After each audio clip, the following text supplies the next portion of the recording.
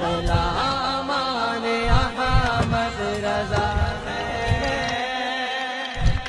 کوئی بھی ہم سے جیتا نہیں۔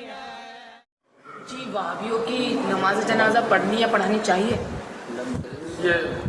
یہ پوچھ رہے ہیں کہ وہابی کی نماز جنازہ پڑھنی چاہیے یا پڑھانا چاہیے؟ دونوں ہی حرام ہے۔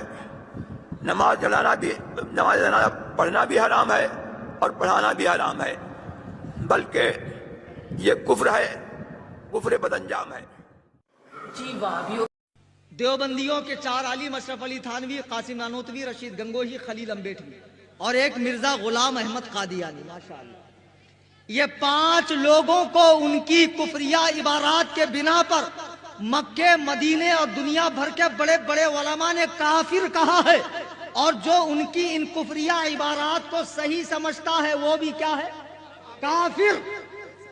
اب جو ان کو کافر نہ مانے، حسام الحرمین کی تصدیق نہ کرے، وہ چاہے پٹنہ کی خانقاہ مجیبیہ ہو یا حیدرآباد کا جامعہ نظامیہ ہو یا پاکستان کا ڈاکٹر طاہر الپادری ہو یا اجمیر کے چرسی مجاور ہوں، جو بھی اعلیٰ حضرت کی کتاب حسام الحرمین کی تصدیق نہیں کرے گا وہ صلح کلی ہے، سنیت سے باہر۔